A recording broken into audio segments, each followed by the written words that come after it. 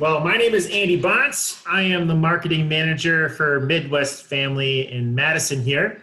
If it's your first time on the Wicked Smart webinar, this is a resource that we provide to small business owners to help teach them how kind of new tips and resources and things that are going on in the marketing world. And we want to serve as a resource to you, the small business owner, and bring you things that are timely and helpful, bring you experts and coaches and consultants from all over the United States, and in a couple months we have somebody from the UK speaking. So we're excited to have you on the webinar today. Just so you know, just kind of some housekeeping stuff. If you do have questions, you can raise your hand or you can enter in the chat box. If you would like to use your mic, we do have to request that, and we can kind of patch you in that way. So feel free to use the chat box there. This is being recorded, so it will be on our YouTube channel. So I do ask you that show that some love at the end of today. If you get some value out of that, share and like it and comment, so we can grow that channel of ours. And you will get these slides and the recording emailed out to you in the next 24 hours. So we'll have these to you. So today we're going to kind of segment the conversation in two different I'll talk first. I have a little bit of stuff I'll share in the beginning, and then John will talk. So we're going to tag team a little bit, but he'll do most of the talking near the end, but I'll throw some of my 2 cents in the beginning. So so a little bit about John. John here is the CEO of Content Launch. Content Launch has worked with over 700 companies since 2003.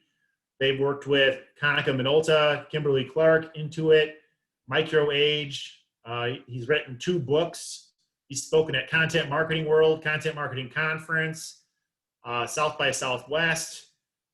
He's spoken at the American Marketing Association. So we're really lucky to have him today. I'm excited to have him speak after I'll do some introductory stuff for email, and he'll kind of take it home at the end, and we'll go from there. So now, these are the topics we'll cover today. The stuff I'll be talking about is email marketing because it's an older technology from a digital perspective, a lot of times people would call email marketing as dead, and that is 100% wrong. So that'll be the topic that I'll be talking about, and then Jon Wuebben, he'll be sharing kind of the current state of email, what you should do about it, how you can increase the number of email addresses, and how to do email marketing the right way. So that's kind of the overall agenda that we'll cover today. So it'll go till about 2:15.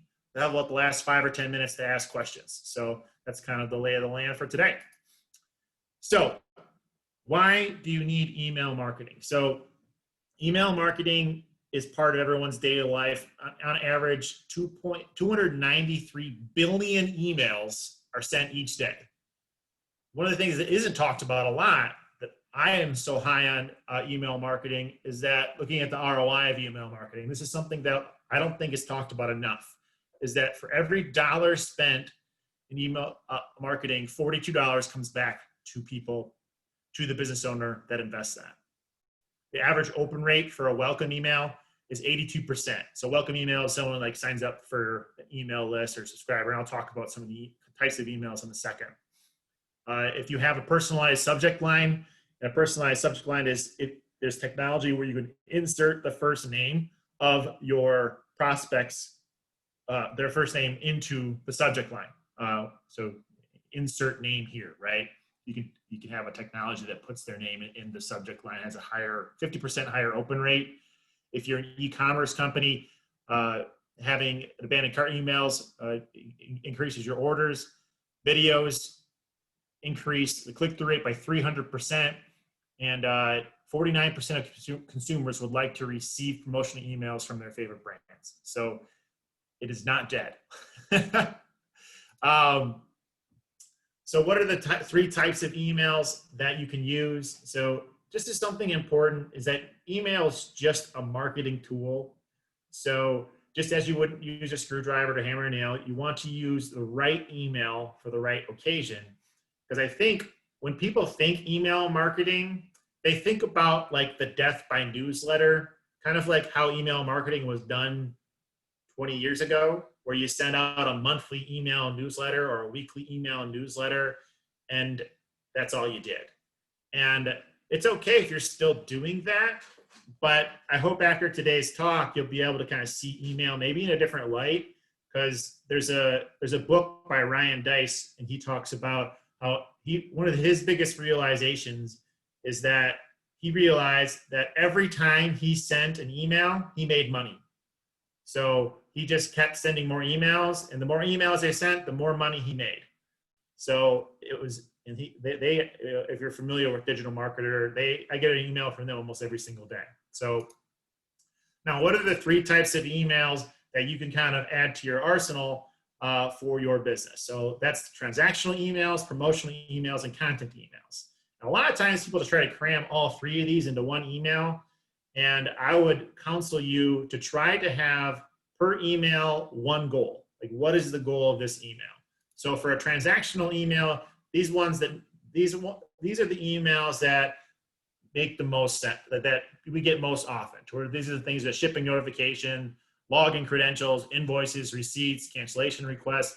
These are all part of kind of your customer's experience, right? They're kind of standard, they're kind of table stakes if you're in email marketing, if you're interacting with people's email addresses. So, however, they can be overlooked to where you can do this very lazy, and there's a right way to do this, and there's a way you can boost sales with these types of emails too. So I won't dive into a lot of the strategy of these today, but I just kind of want to highlight them just so you to help shift the paradigm of how you think about email marketing and the types of email marketing. So the second emails, promotional emails. These are the ones that you're trying to sell something. Your goal is to promote something, get them to do something. So drive immediate sales, driving qualified leads. So they're very heavy in copywriting, and from a strategy standpoint, it is helpful to have a promotional calendar so you're not overdoing these, because you can sell your list too much and you'll lose them.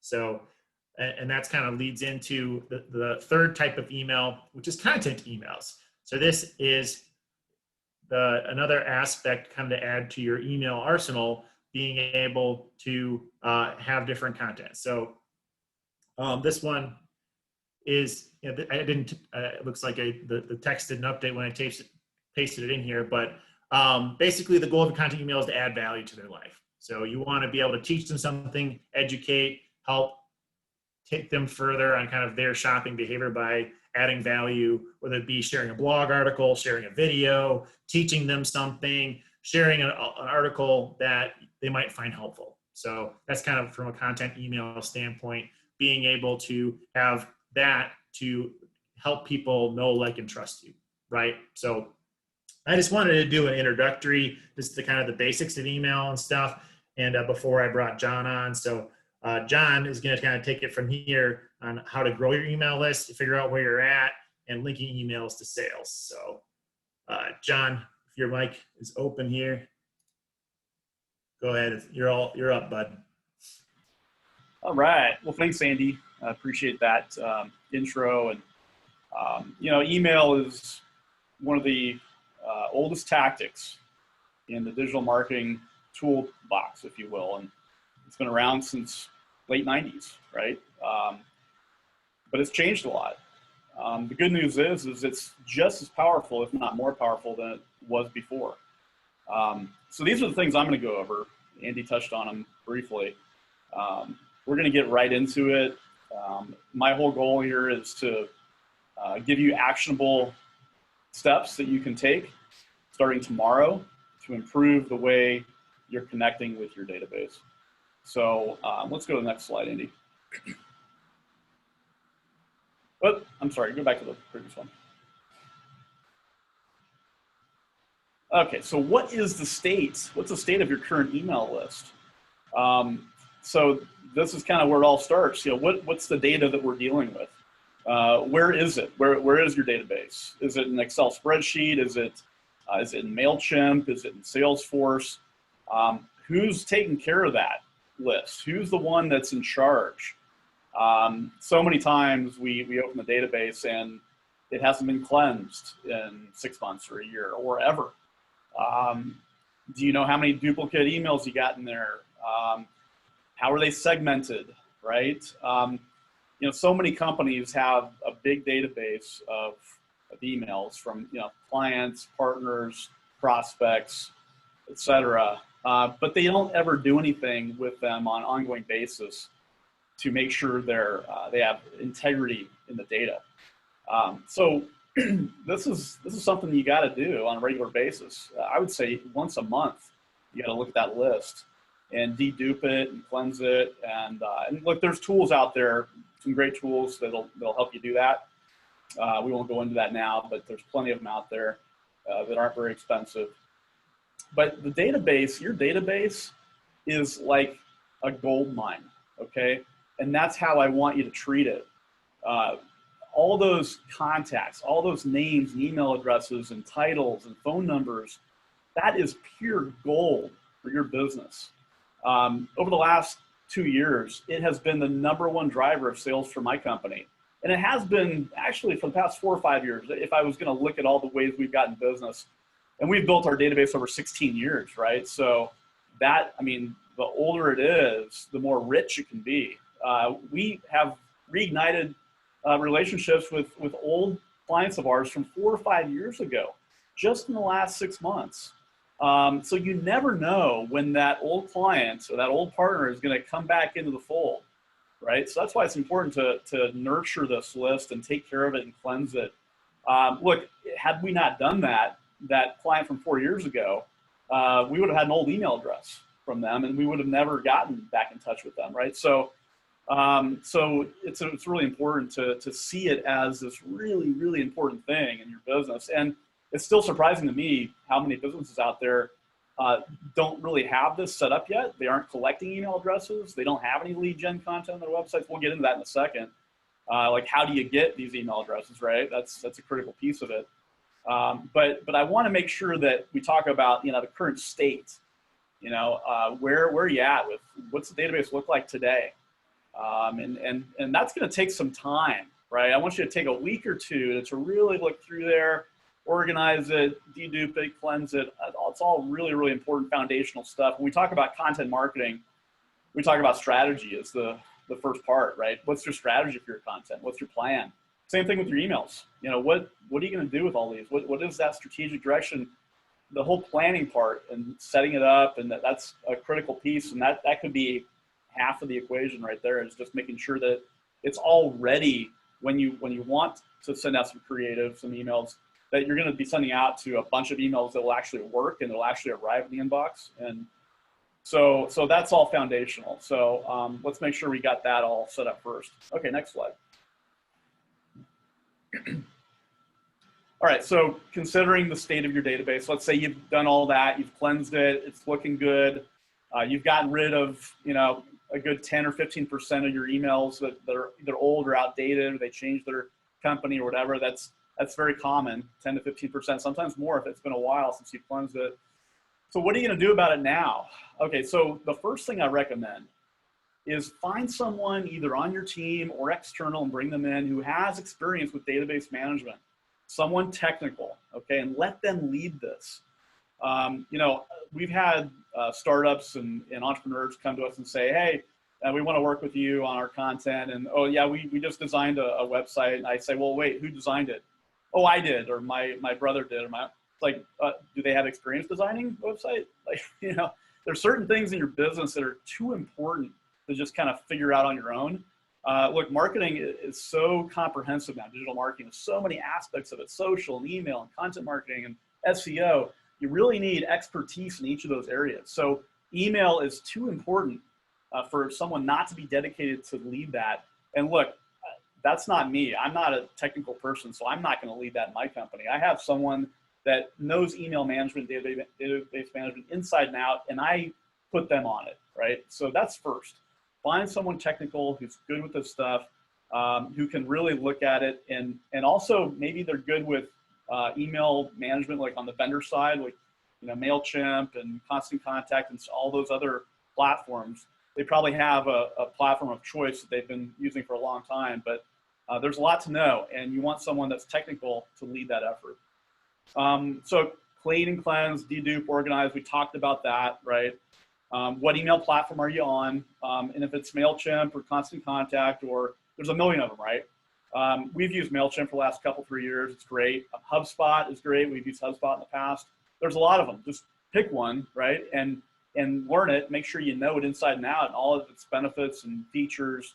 And have that person who's managing the database also manage that. And then after all that's done, right, we're still talking about foundational stuff. We're not talking about creative or offer or anything yet. Set up a plan. So this is where we start talking about the creative and the offer and the drip series and the workflow. So we talk about having an editorial calendar for your content marketing. So your blog posts and your ebooks and your white papers and your case studies, all that content, other content you're doing on social and on your blog. I want you to have an editorial calendar specifically for your emails as well.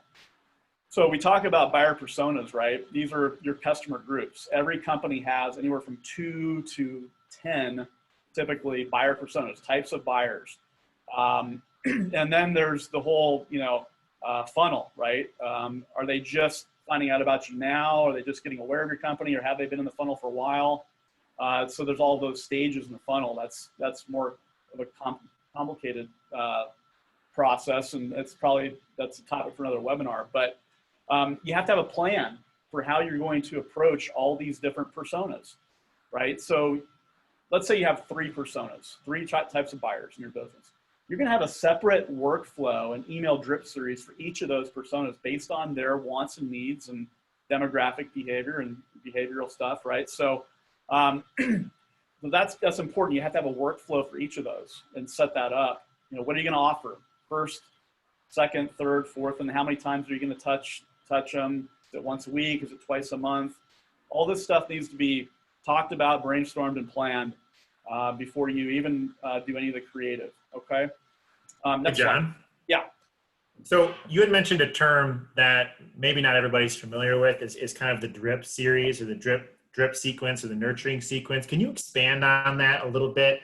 Because I think that from my experience working with small business owners, is a lot of times they have a giant list of people that they've just been accumulating, and it might just be sitting in a spreadsheet somewhere or in an email platform, and might be getting dusty. To like what is a drip sequence, and how can someone kind of go from, hey, I know email is important, I have email addresses, but I don't know what the hell to do with them. Yeah, no, that's a fair question. So a drip series of emails is an automated series of emails that you've pre-populated and pre-written that go out to typically folks that have downloaded something from your website, whether it be an ebook or a white paper, case study, or video series or whatever. They've downloaded something, and then that kicks off the first email. Hey, thanks for downloading our ebook. Here it is. Hope you enjoy it. Love to get your feedback. That's email number 1, right? The next email number 2, maybe goes out a week later or 10 days later. Hey, hope you enjoyed that ebook. Love to get your feedback. By the way, here's a link to our blog where we have more educational resources that we think you'll love. And that's it, right? That's email number 2. Email number 3, 10 days later. Hey, hope you enjoyed our blog. We see that you went in there, right? Because you got the data point that some people went in there. But then that breaks it off into two new series, the folks that checked out your blog versus those that didn't. And those that did, you say, hey, thanks for looking at our blog. I see you, went through and looked at a couple articles. By the way, we have a new video series on YouTube that we'd love to show you. You see what we're doing here? We're building relationship, and we're providing education. We're not asking to buy anything. We're not asking for the sale. And I'll get to that in a minute. But the drip series, that's something that you want to set up and plan way before you even put the offer on your website. And that could be anywhere from 3 to 30 or more emails over a year or a year and a half, right? I mean, you may have someone take action on the second email, and they become a client at that point. They respond to something that on that second email. It may take them 10 emails or 20 emails before they respond and become a client. They may never become a client of yours. But you know what? They may refer you business because you stayed in their inbox, right? So that's the other thing. Marketing is all about frequency and recency. We talk about that radio ad that we hear, right? The insurance ad that we hear over and over again on radio, right? Why do you hear it 10, 20, 30 times? Geico, right? Famous for the lizard ads, the gecko ads, because when you think of insurance, you're going to think of Gecko because they were over and over again. You heard that ad, right? So that's the same thing with email. Half the battle is staying in the inbox and getting that visibility. And that's what a drip series of emails can do, right? Can keep you in the inbox if the emails are good and they're educational. So there's a lot of conditions there, but that's a long answer to your question, but it is an important question. I want to make sure everyone knows that. So yeah, and I think that one of the things that I found that's the most fascinating about email and kind of that paradigm shift that I had years ago was I almost saw because you had talked about email technology that allows email almost to operate like do you remember those books? I mean, I remember reading these books back in the 90s where they're the choose your own adventure books. Mm-hmm. And if you got to a certain part of the book, it says, hey, go to page 17 if you open this door, go to page 62 if you open this door. Right. You can program your email like that. And it's a very different way of thinking about email technology rather than like how when we began talking today about like the email blasts, email newsletters. So it's a programmatic way to kind of allow your customers' journey through their email based on what they've done. If they open the email, if they click the link, if they didn't click the link, you can kind of orchestrate that journey. And that's where it becomes that's when Jon had mentioned to have someone technical lead it, right? Because I imagine if I were sitting in someone's shoes and the people on this webinar, your head might be swimming of, holy cow, I didn't even realize this stuff existed, right? So, and being able to have that aspect of it and being able to have that technology to plan out that strategy, map out that content, and that sort of things. But before we go on, Jon, one of the things that you had talked about from like a drip sequence to if someone downloads something on your website, can that same drip strategy work well for maybe past clients or current clients to help increase sales and get them to come back? Absolutely. Yeah, the whole win back scenario. I mentioned that we had gotten back a couple old clients from 4 or 5 years ago, and that's what we did. We went back out, some of those older clients that we had segmented, right? And we provided an offer to them, right? And I believe it was, the first one was, hey, it's been a while since we talked to you. We'd love to just chat with you for 30 minutes, free marketing consultation on whatever's going on in your business right now. And we had a ton of people respond to that, right? No strings attached. And that's what it was. We got on the phone with them, and it was like 4 or 5 old clients, and we didn't ask for anything from them. We just said, hey, let's talk about what's going on in your business right now. And it was very value added for them. So yeah, absolutely. And that's a whole different persona, right? Is the former clients that you lost for whatever reason, and you're trying to get them back.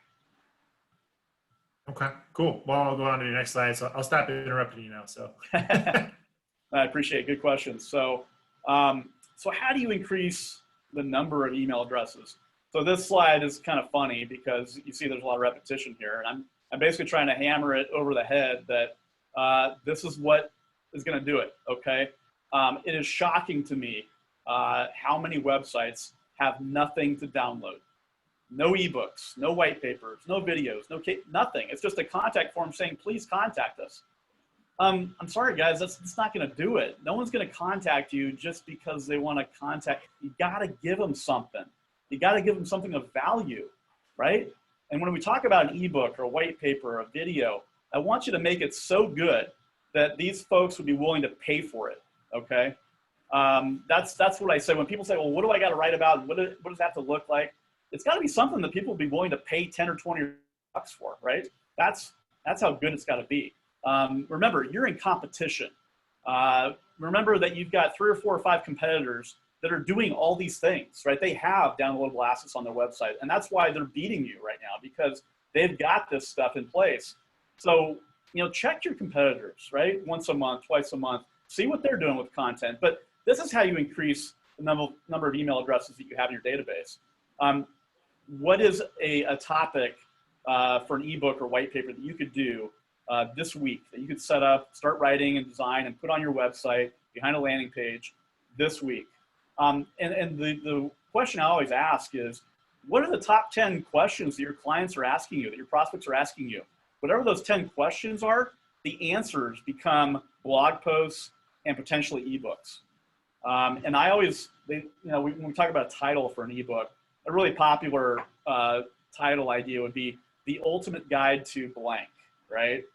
The top 10 reasons why blank, right? And whether it's a blog post or an ebook or both, that's always a good way of doing it, right? And making it the preeminent educational resource for whatever that topic is.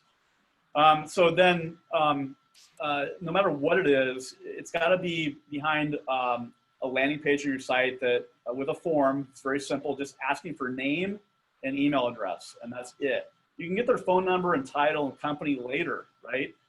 That's a mistake a lot of companies make, is they have a big form on their website with asking 6 or 7 questions and no one fills out the form. All you need is their name and email address to kick things off, right? Remember, you're just starting the relationship. And the way I like to explain it is this. When you're emailing folks and you're setting this up and you're doing this drip series, I want you to see your email program, your email management program, like a trade show, like a marketing conference. Most people on the call have been to a marketing conference in their career. And let's say you're going there and you may know just a few people, but what are you going to do when you go there?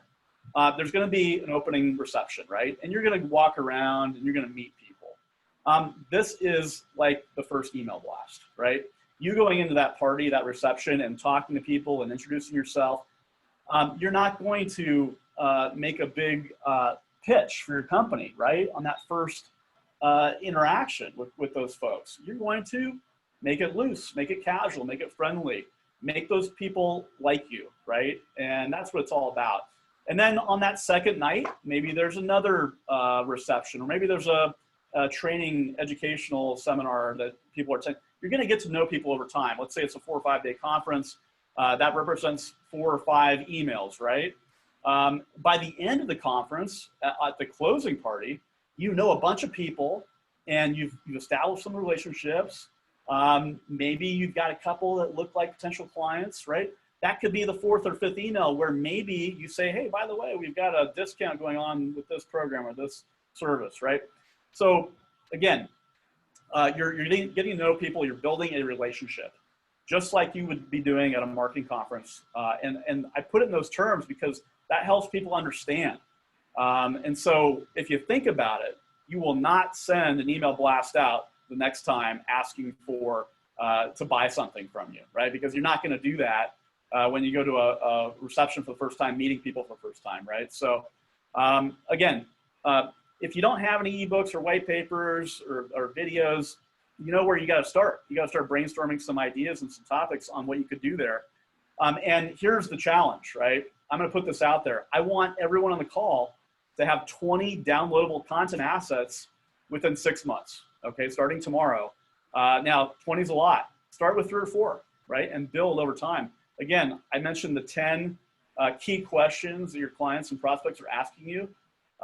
The answers to those 10 are your first 10 content assets, right? So that's the challenge to everyone on the call is, what can you do?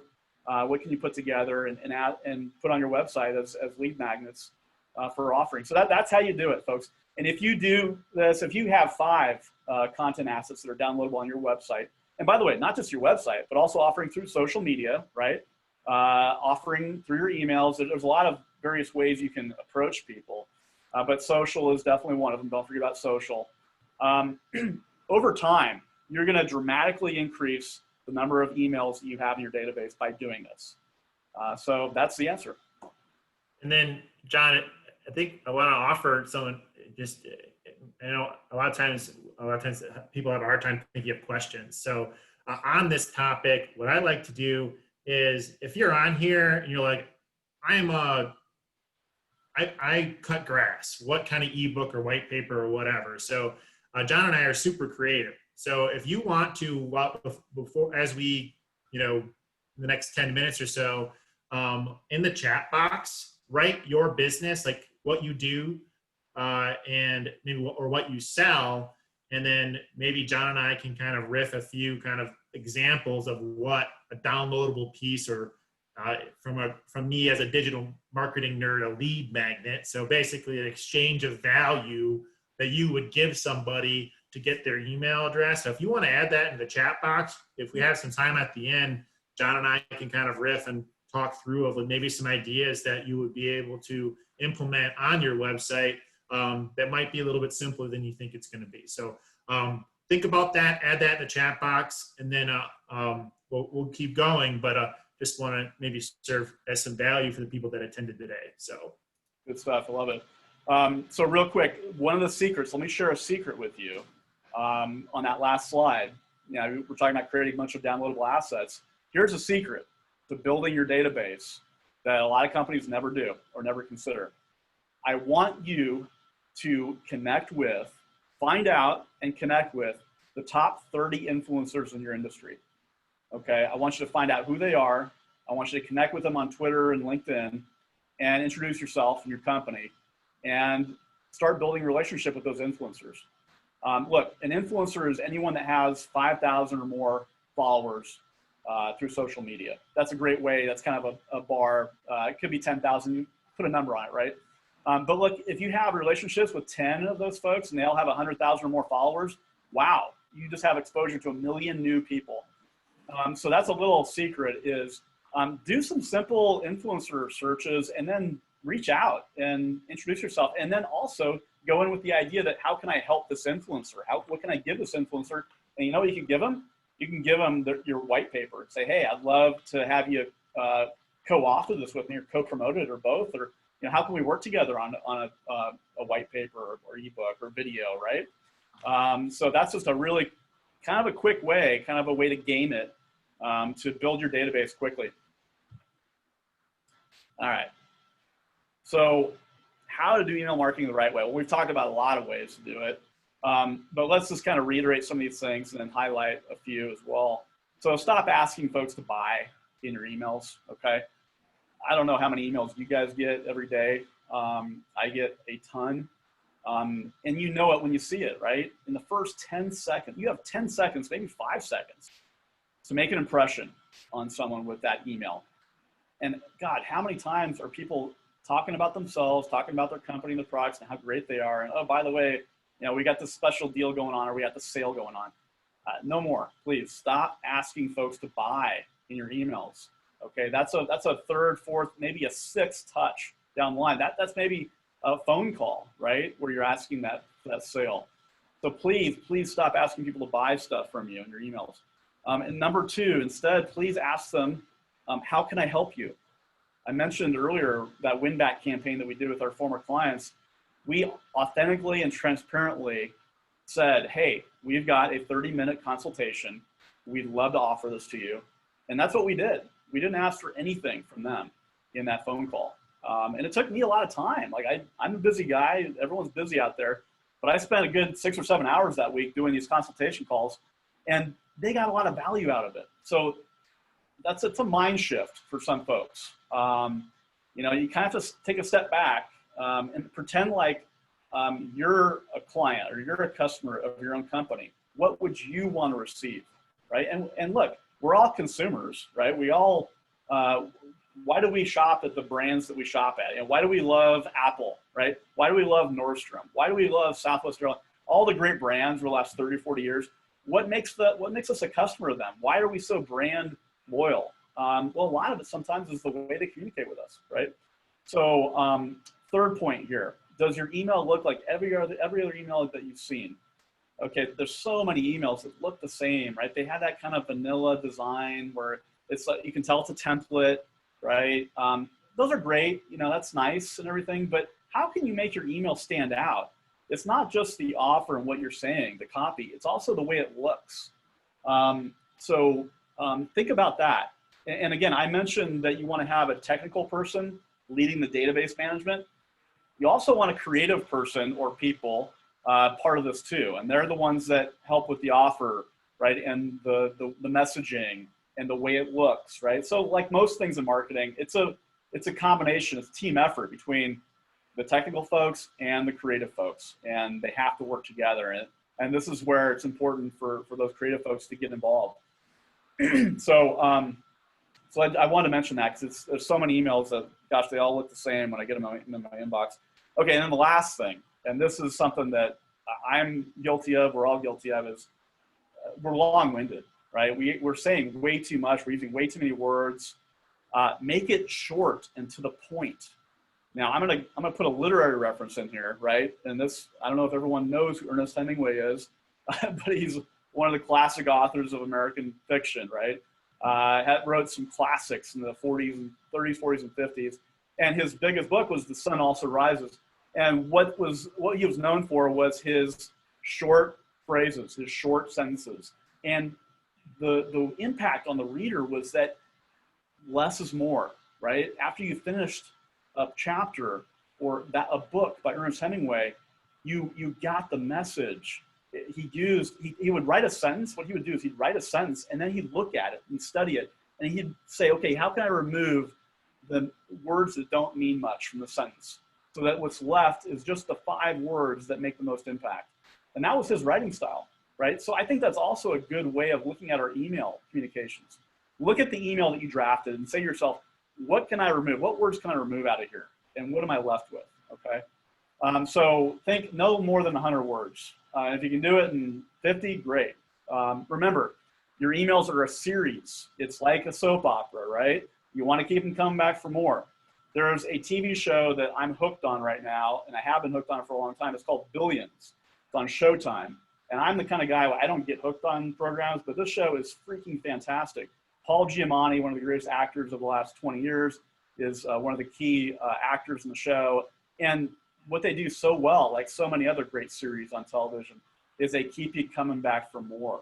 And I can't wait to watch the next Billions episode because they always leave me hanging. So ask yourself, how can I implement that methodology, that thinking in my emails? If you've got a series of 20 emails, how can you keep folks coming back for more, right? So that's a key consideration. Next slide. Okay, so I wanted to include an email from Alex, the CEO of Groove. And Groove is a help support platform like Zendesk.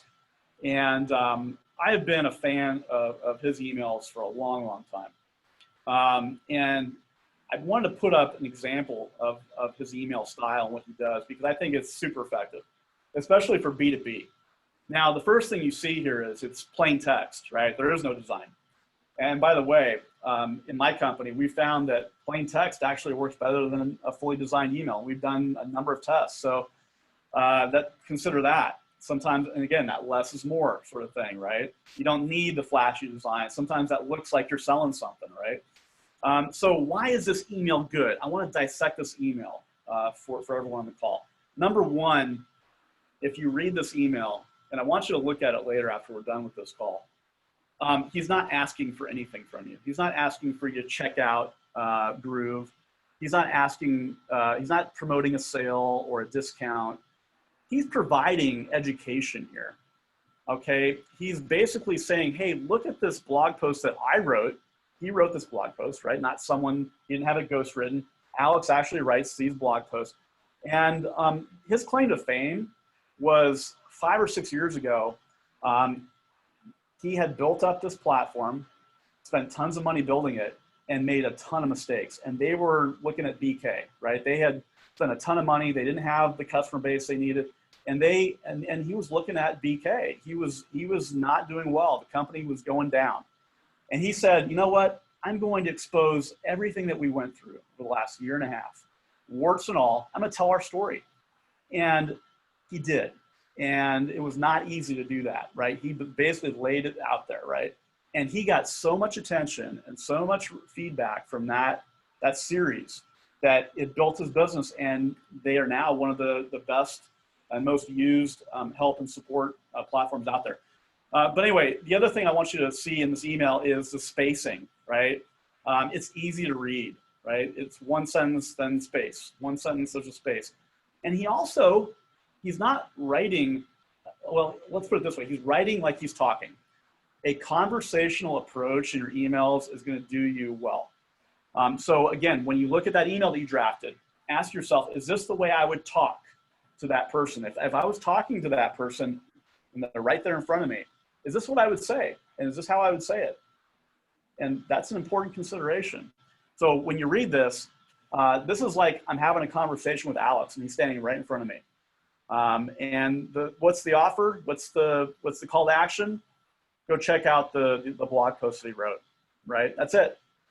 So I thought this would be a good one to share. And again, for B2B, this is fantastic. I've mimicked this style and I've gotten some good success out of it. So with that, I think we're done and we'll take some questions.